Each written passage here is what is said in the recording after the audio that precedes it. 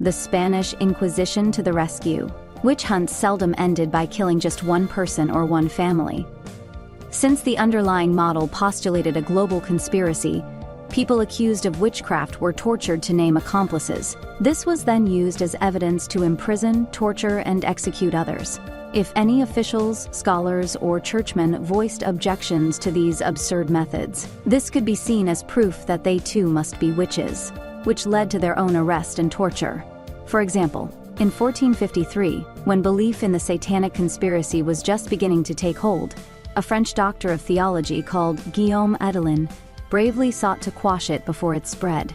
He repeated the claims of the medieval canon episcopi that witchcraft was an illusion and that witches couldn't really fly at night to meet Satan and make a pact with him. Adelin was then himself accused of being a witch and arrested. Under torture, he confessed that he personally had flown on a broomstick and signed a pact with the devil, and that it was Satan who commissioned him to preach that witchcraft was an illusion. His judges were lenient with him. He was spared execution and got life imprisonment instead. The witch hunts illustrate the dark side of creating an information sphere. As with rabbinical discussions of the Talmud and scholastic discussions of Christian scriptures, the witch hunts were fueled by an expanding ocean of information that, instead of representing reality, created a new reality. Witches were not an objective reality.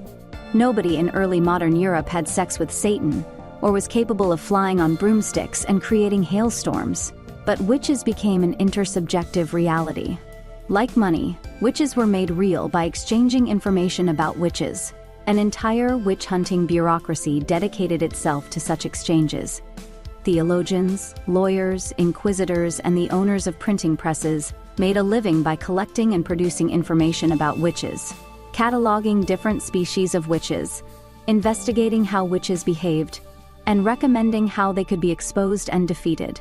Professional witch hunters offered their services to governments and municipalities, charging large sums of money. Archives were filled by detailed reports of witch hunting expeditions, protocols of witch trials, and lengthy confessions extracted from the alleged witches.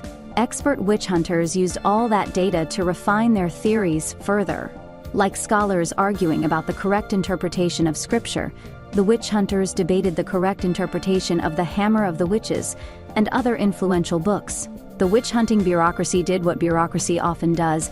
It invented the intersubjective category of witches and imposed it on reality. It even printed forms, with standard accusations and confessions, of witches and blank spaces left for dates, names, and the signature of the accused.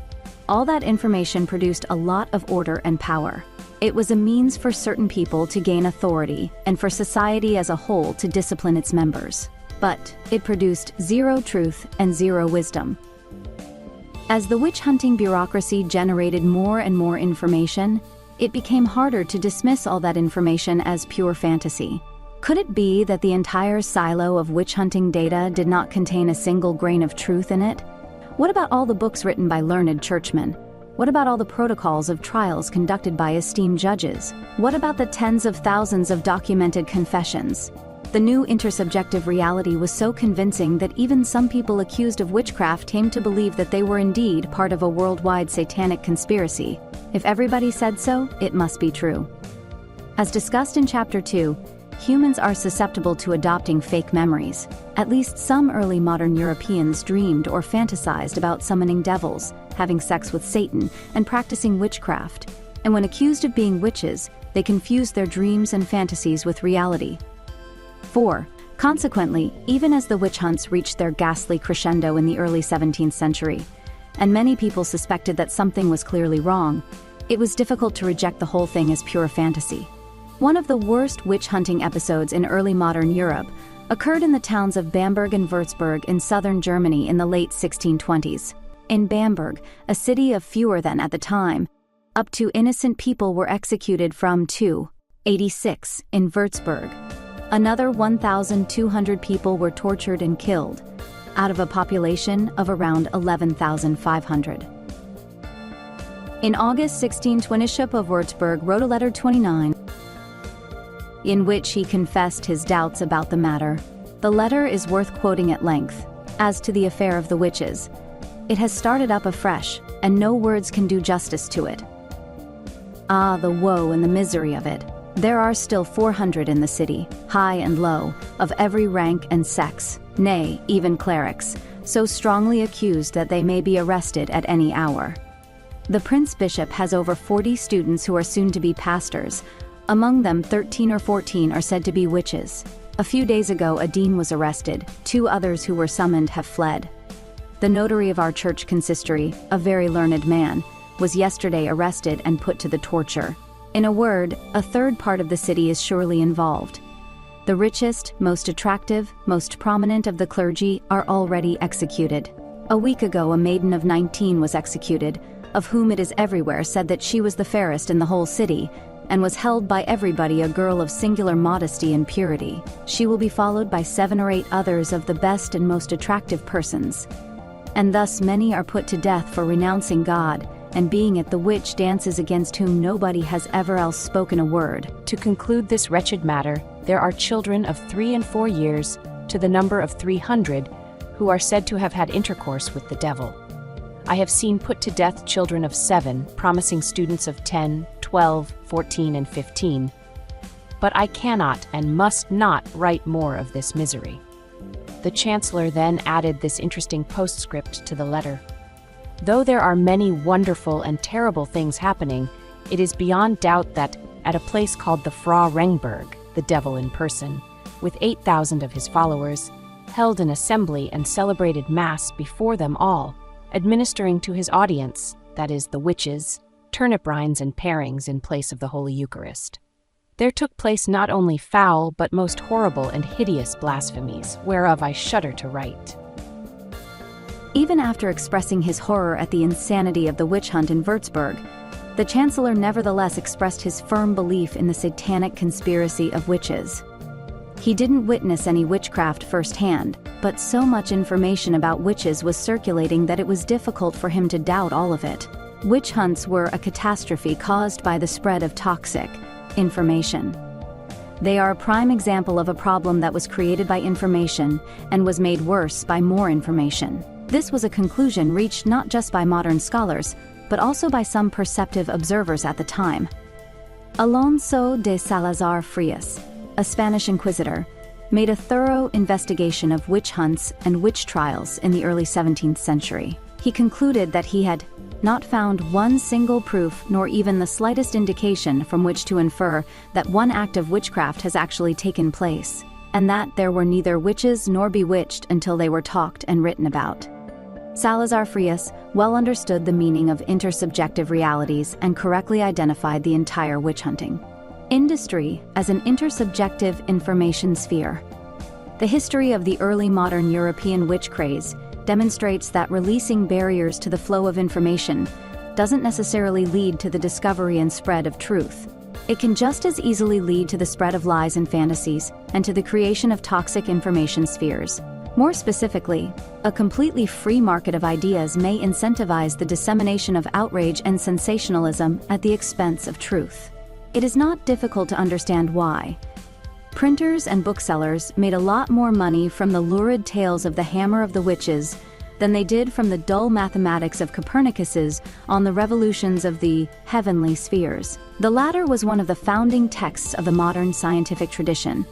It is credited with earth-shattering discoveries that displaced our planet from the center of the universe and thereby initiated the Copernican revolution. But when it was first published its initial print run of 400 failed to sell out, and it took until for a second edition to be published in a similar-sized print run.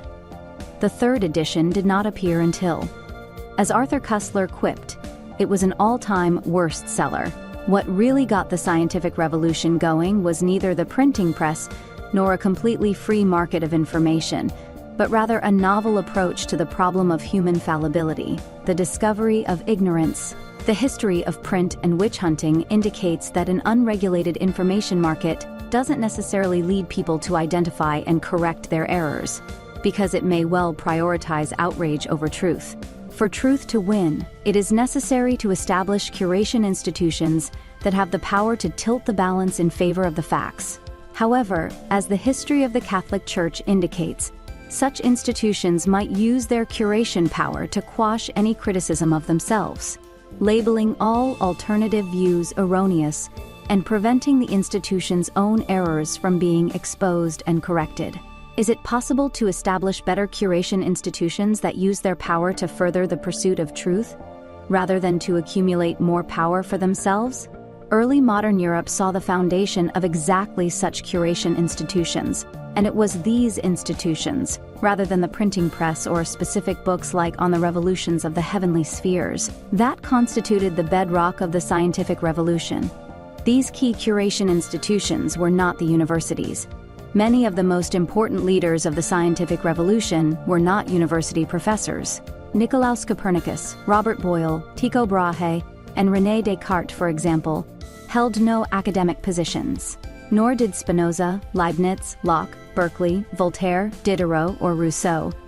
The curation institutions that played a central role in the scientific revolution connected scholars and researchers both in and out of universities, forging an information network that spanned the whole of Europe and eventually the world. For the scientific revolution to gather pace, scientists had to trust information published by colleagues in distant lands. This kind of trust in the work of people whom one had never met was evident in scientific associations like the Royal Society of London for Improving Natural Knowledge, founded in 1660, and the French Académie des Sciences, scientific journals like the Philosophical Transactions of the Royal Society and the Histoire de l'Académie Royale des Sciences, and scientific publishers like the Architects of the Encyclopédie. These institutions curated information on the basis of empirical evidence, bringing attention to the discoveries of Copernicus rather than to the fantasies of Kramer. When a paper was submitted to the Philosophical Transactions of the Royal Society, the lead question the editors asked was not, how many people would pay to read this, but what proof is there that this is true? At first, these new institutions seemed as flimsy as cobwebs, lacking the power necessary to reshape human society. Unlike the witch-hunting experts, the editors of the Philosophical Transactions of the Royal Society could not torture and execute anyone. And unlike the Catholic Church, the Académie des Sciences did not command huge territories and budgets, but scientific institutions did accrue influence thanks to a very original claim to trust. A church typically told people to trust it because it possessed the absolute truth, in the form of an infallible holy book. A scientific institution, in contrast, gained authority because it had strong self-correcting mechanisms that exposed and rectified the errors of the institution itself. It was these self-correcting mechanisms, not the technology of printing, that were the engine of the scientific revolution. In other words, the scientific revolution was launched by the discovery of ignorance. Religions of the book assumed that they had access to an infallible source of knowledge. The Christians had the Bible, the Muslims had the Quran, the Hindus had the Vedas, and the Buddhists had the Tipitaka. Scientific culture has no comparable holy book, nor does it claim that any of its heroes are infallible prophets, saints, or geniuses. The scientific project starts by rejecting the fantasy of infallibility and proceeding to construct an information network that takes error to be inescapable. Sure, there is much talk about the genius of Copernicus, Darwin, and Einstein, but none of them is considered faultless. They all made mistakes, and even the most celebrated scientific tracts are sure to contain errors and lacunae. Since even geniuses suffer from confirmation bias, you cannot trust them to correct their own errors. Science is a team effort, relying on institutional collaboration rather than on individual scientists or, say, a single infallible book. Of course, institutions too are prone to error. Scientific institutions are nevertheless different from religious institutions, inasmuch as they reward skepticism and innovation rather than conformity. Scientific institutions are also different from conspiracy theories, inasmuch as they reward self-skepticism. Conspiracy theorists tend to be extremely skeptical regarding the existing consensus, but when it comes to their own beliefs, they lose all their skepticism and fall prey to confirmation bias. The trademark of science is not merely skepticism, but self-skepticism. And at the heart of every scientific institution, we find a strong, self-correcting mechanism. Scientific institutions do reach a broad consensus about the accuracy of certain theories, such as quantum mechanics or the theory of evolution, but only because these theories have managed to survive intense efforts to disprove them. launched not only by outsiders, but by members of the institution itself: self-correcting mechanisms. As an information technology, the self-correcting mechanism is the polar opposite of the Holy Book. The Holy Book is supposed to be infallible. The self-correcting mechanism embraces fallibility. By self-correcting, I refer to mechanisms that an entity uses to correct itself. A teacher correcting a student's essay is not a self-correcting mechanism. The student isn't correcting their own essay. A judge sending a criminal to prison is not a self-correcting mechanism. The criminal isn't exposing their own crime. When the Allies defeated and dismantled the Nazi regime, this was not a self-correcting mechanism. Left to its own devices, Germany would not have denazified itself. But when a scientific journal publishes a paper correcting a mistake that appeared in a previous paper, that's an example of institutional self-correction. Self-correcting mechanisms are ubiquitous in nature. Children learn how to walk thanks to them. You make a wrong move, you fall, you learn from your mistake, you try doing it a little differently. Sure, sometimes parents and teachers give the child a hand or offer advice, but a child who relies entirely on such external corrections, or keeps excusing mistakes instead of learning from them, will find it very difficult to walk. Indeed, even as adults, every time we walk, our body engages in an intricate process of self-correction. As our body navigates through space, internal feedback loops between brain, limbs, and sensory organs keep our legs and hands in their proper places, and our balance just right. Many other bodily processes require constant self-correction. Our blood pressure, temperature, sugar levels, and numerous other parameters must be given some leeway to change in accordance with varying circumstances, but they should never go above or below certain critical thresholds. Our blood pressure needs to increase when we run, to decrease when we sleep, but must always keep within certain bounds. Our body manages this delicate biochemical dance through a host of homeostatic self-correcting mechanisms. If our blood pressure goes too high, the self-correcting mechanisms lower it. If our blood pressure is dangerously low, the self-correcting mechanisms raise it. If the self-correcting mechanisms go out of order, we could die. Institutions, too, die without self-correcting mechanisms. These mechanisms start with the realization that humans are fallible and corruptible. But instead of despairing of humans and looking for a way to bypass them, the institution actively seeks its own errors and corrects them.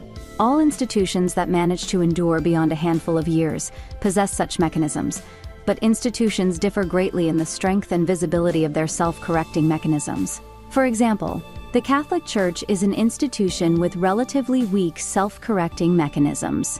Since it claims infallibility, it cannot admit institutional mistakes. Is occasionally willing to acknowledge that some of its members have erred or sinned, but the institution itself allegedly remains perfect. For example, in the Second Vatican Council in 1964, the Catholic Church acknowledged that Christ summons the Church to continual reformation as she sojourns here on earth.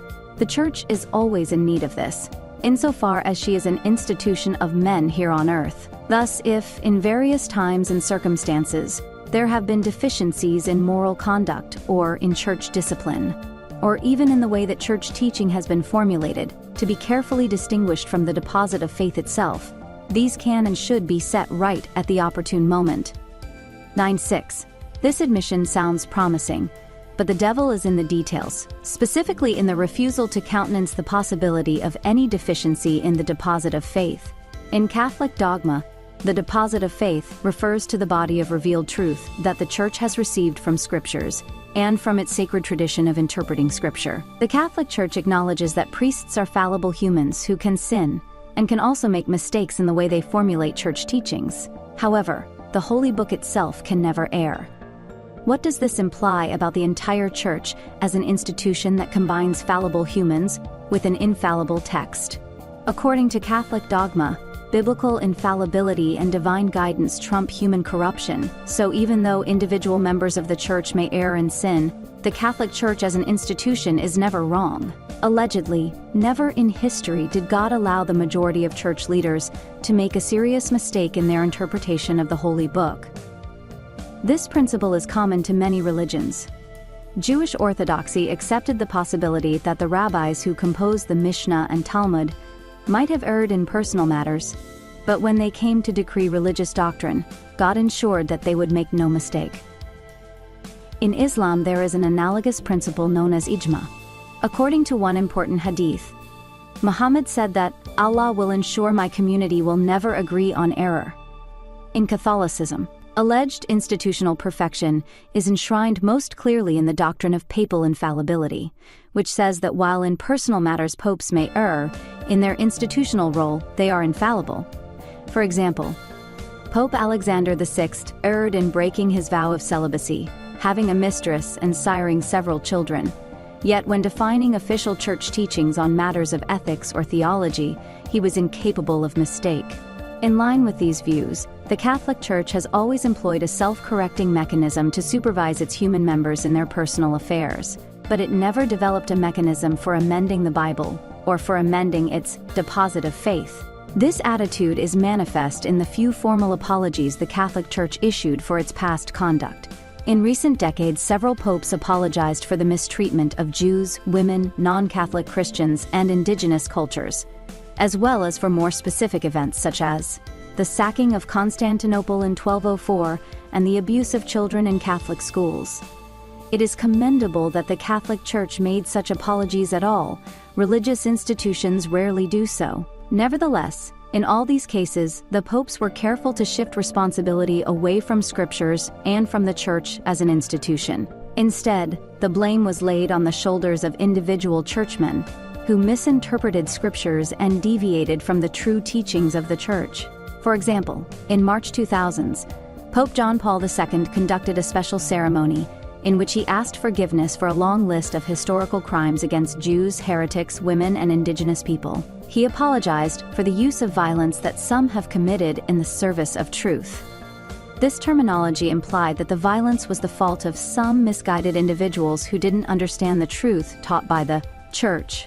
The Pope didn't accept the possibility that perhaps these individuals understood exactly what the Church was teaching, and that these teachings just were not the truth. Similarly, when Pope Francis apologized in 2022 for the abuses against Indigenous people in Canada's church-run residential schools, he said, "I ask for forgiveness, in particular, for the ways in which many members of the Church cooperated, projects of cultural destruction and forced assimilation." 101 Note his careful shifting of responsibility. The fault lay with many members of the Church, not with the Church and its teachings, as if it were never official Church doctrine to destroy indigenous cultures and forcefully convert people. In fact, it wasn't a few wayward priests who launched the Crusades, imposed laws that discriminated against Jews and women, or orchestrated the systematic annihilation of indigenous religions throughout the world. The writings of many revered church fathers and the official decrees of many popes and church councils are full of passages disparaging pagan and heretical religions, calling for their destruction, discriminating against their members, and legitimizing the use of violence to convert people to Christianity. For example, in 1452, Pope Nicholas V issued the Dum Diversas Bull, addressed to King Afonso V of Portugal and other Catholic monarchs. The bull said, "We grant you by these present documents, with our apostolic authority, full and free permission to invade, search out, capture, and subjugate the Saracens and pagans and any other unbelievers and enemies of Christ wherever they may be, as well as their kingdoms, duchies, counties, principalities, and other property, and to reduce their persons into perpetual servitude." This official proclamation, repeated numerous times by subsequent popes, laid the theological basis for European imperialism and the destruction of native cultures across the world. Of course, though the Church doesn't acknowledge it officially, over time it has changed its institutional structures, its core teachings, and its interpretation of Scripture.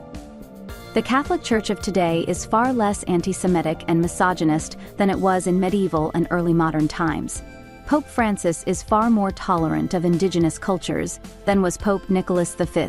There is an institutional self-correcting mechanism at work here, which reacts both to external pressures and to internal soul-searching.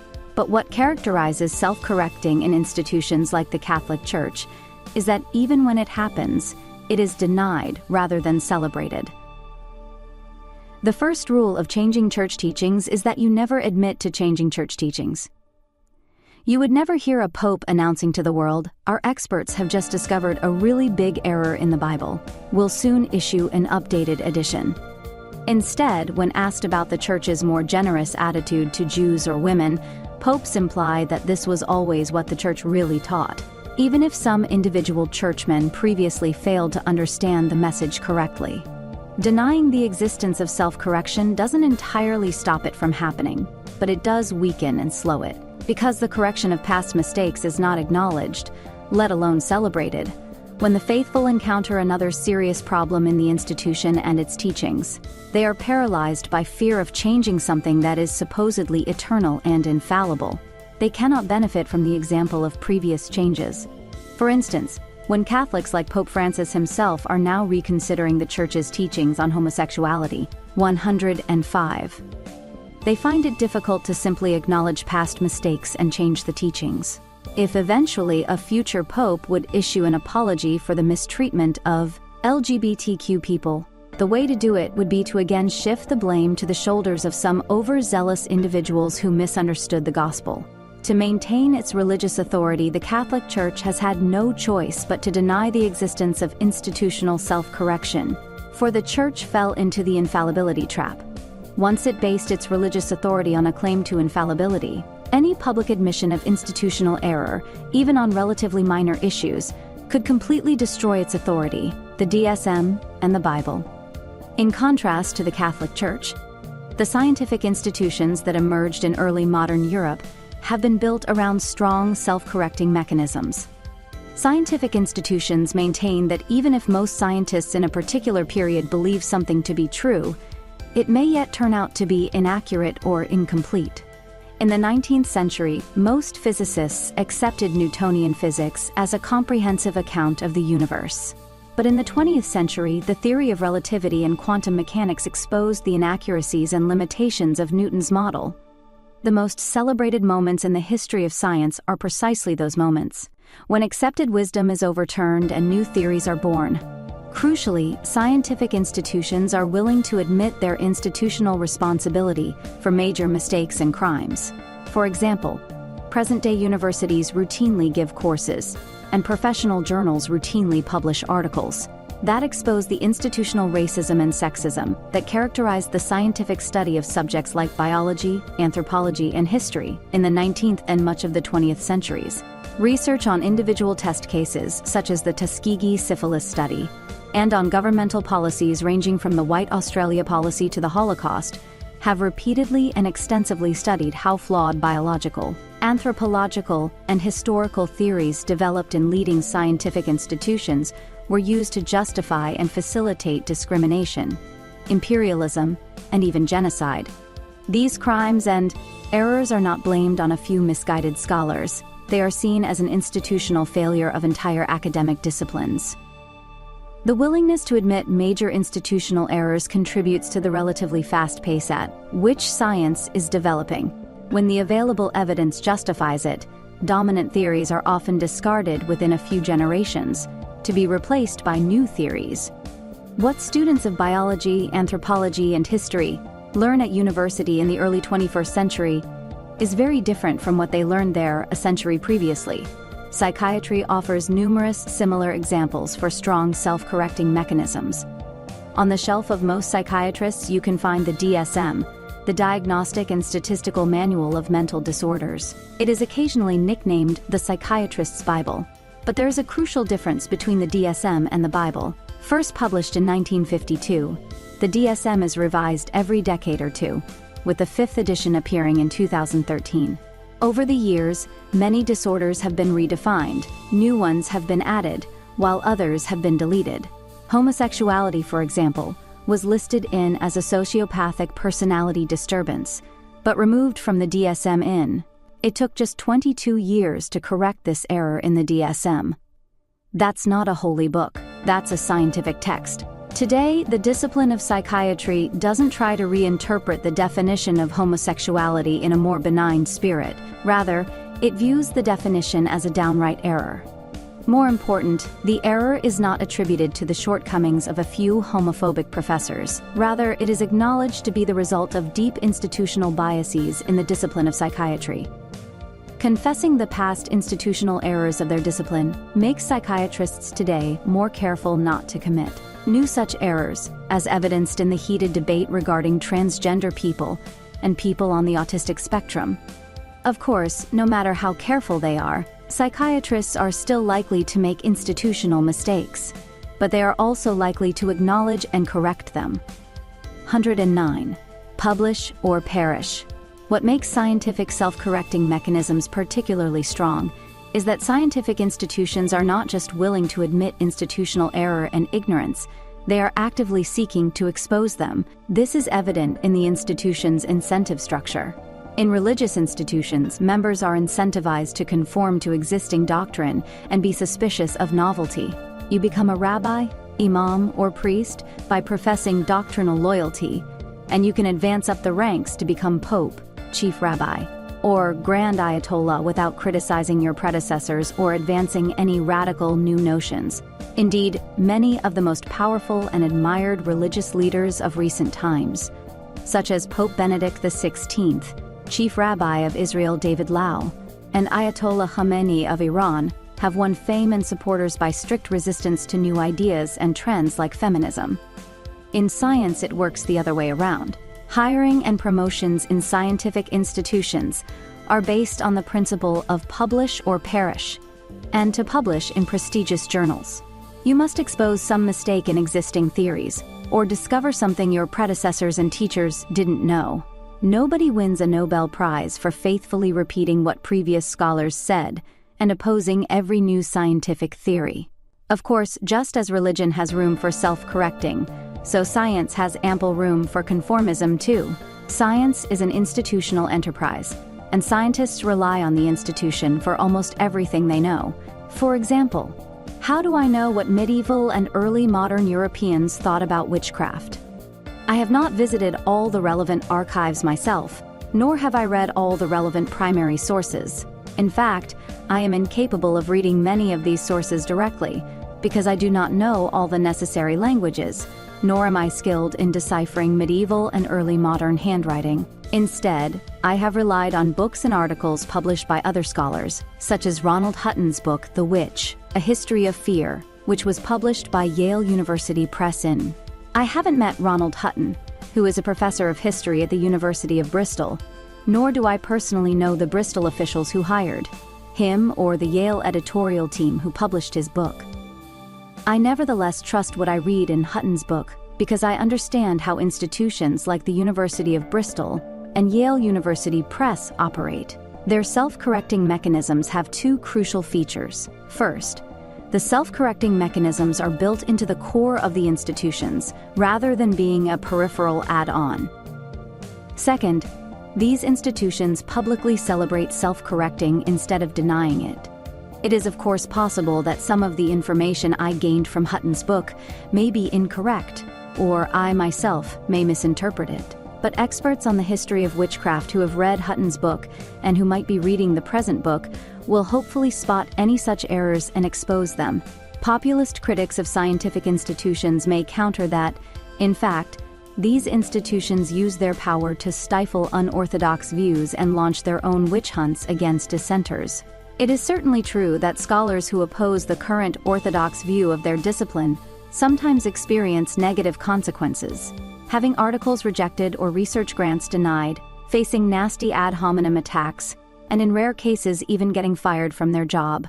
111. I do not wish to belittle the suffering such things cause, but it is still a far cry from being physically tortured and burned at the stake. Consider, for example, the story of the chemist Dan Shechtman. In April 1982, while observing through an electron microscope, Shechtman saw something that all contemporary theories in chemistry claimed simply could not exist. The atoms in a mixed sample of aluminum and manganese were crystallized in a pattern with a 5-fold rotational symmetry. At the time, scientists knew of various possible symmetrical structures in solid crystals, but 5-fold symmetry was considered against the very laws of nature. Shechtman's discovery of what came to be called quasicrystals sounded so outlandish that it was difficult to find a peer-reviewed journal willing to publish it. It didn't help that Shechtman was at the time a junior scientist. He didn't even have his own laboratory, he was working in someone else's facility.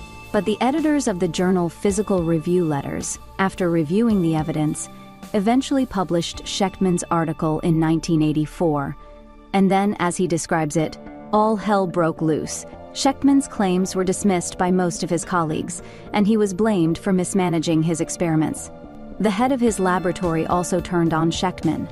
In a dramatic gesture, he placed a chemistry textbook on Shechtman's desk and told him, "Danny, please read this book and you will understand that what you are saying cannot be."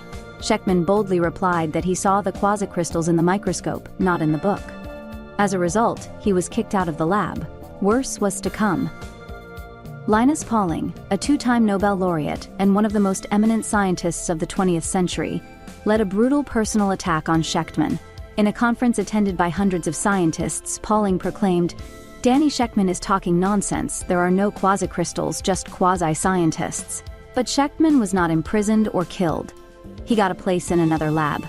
The evidence he presented turned out to be more convincing than the existing chemistry textbooks and the views of Linus Pauling. Several colleagues repeated Shechtman's experiments and replicated his findings. A mere 10 years after Shechtman saw the quasicrystals through his microscope, the International Union of Crystallography, the leading scientific association in the field, altered its definition of what a crystal is.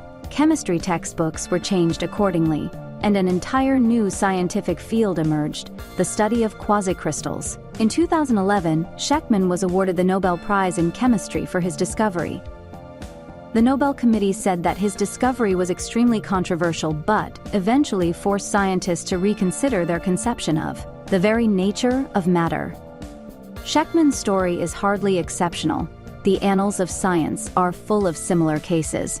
Before the theory of relativity and quantum mechanics became the cornerstones of 20th century physics, they initially provoked bitter controversies, including personal assaults by the old guard on the proponents of the new theories. Similarly, when Georg Cantor developed in the late 19th century his theory of infinite numbers, which became the basis for much of 20th century mathematics, he was personally attacked by some of the leading mathematicians of his day, like Henri Poincaré and Leopold Kronecker.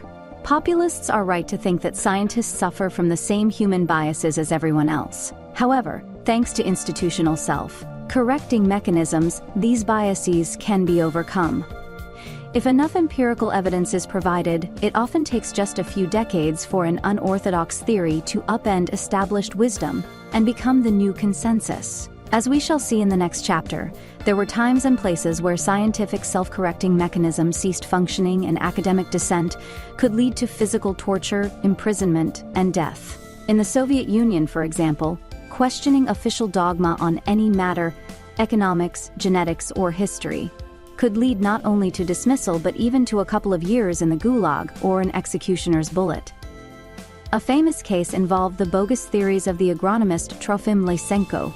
He rejected mainstream genetics and the theory of evolution by natural selection and advanced his own pet theory, which said that re-education could change the traits of plants and animals, and even transform one species into another. Lysenkoism greatly appealed to Stalin, who had ideological and political reasons for believing in the almost limitless potential of re-education. Thousands of scientists who opposed Lysenko and continued to uphold the theory of evolution by natural selection were dismissed from their jobs, and some were imprisoned or executed. Nikolai Vavilov, a botanist and geneticist who was Lysenko's former mentor turned critic, was tried in July 1941, along with the botanist Leonid Govorov, the geneticist Georgy Karpachenko, and the agronomist Alexander Bondarenko. The latter three were shot, while Vavilov died in a camp in Saratov in 1943. 116 under pressure from the dictator. The Lenin All-Union Academy of Agricultural Sciences eventually announced in August that henceforth Soviet institutions would teach Lysenkoism as the only correct theory. But for precisely this reason. The Lenin All-Union Academy of Agricultural Sciences ceased being a scientific institution, and Soviet dogma on genetics was an ideology rather than a science. An institution can call itself by whatever name it wants, but if it lacks a strong self-correcting mechanism, it is not a scientific institution. The limits of self-correction. Does all this mean that in self-correcting mechanisms, we have found the magic bullet that protects human information networks from error and bias? Unfortunately, things are far more complicated. There is a reason why institutions like the Catholic Church and the Soviet Communist Party eschewed strong self-correcting mechanisms. While such mechanisms are vital for the pursuit of truth, they are costly in terms of maintaining order. Strong self-correcting mechanisms tend to create doubts, disagreements, conflicts, and rifts, and to undermine the myths that hold the social order together. Of course, order by itself isn't necessarily good. For example, the social order of early modern Europe endorsed, among other things, not only witch hunts but also the exploitation of millions of peasants by a handful of aristocrats, the systematic mistreatment of women, and widespread discrimination against Jews, Muslims, and other minorities. But even when the social order is highly oppressive, undermining it doesn't necessarily lead to a better place. It could just lead to chaos and worse, oppression. The history of information networks has always involved maintaining a balance between truth and order. Just as sacrificing truth for the sake of order comes with a cost, so does sacrificing order for truth. Scientific institutions have been able to afford their strong self-correcting mechanisms because they leave the difficult job of preserving the social order to other institutions. If a chemist finds that a thief has broken into their lab or a psychiatrist receives death threats, they don't complain to a peer-reviewed journal. They call the police. Is it possible, then, to maintain strong self-correcting mechanisms in institutions other than academic disciplines? In particular, can such mechanisms exist in institutions like police forces, armies, political parties, and governments that are charged with maintaining the social order?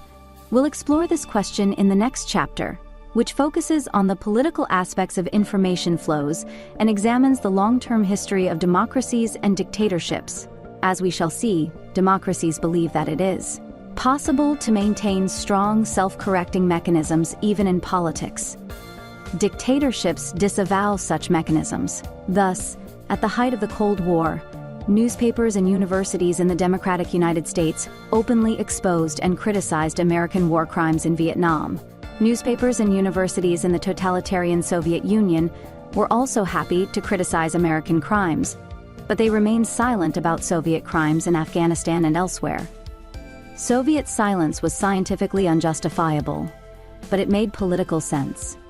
American self-flagellation about the Vietnam War continues even today to divide the American public and to undermine America's reputation throughout the world, whereas Soviet and Russian silence about the Afghanistan war has helped dim its memory and limit its reputational costs.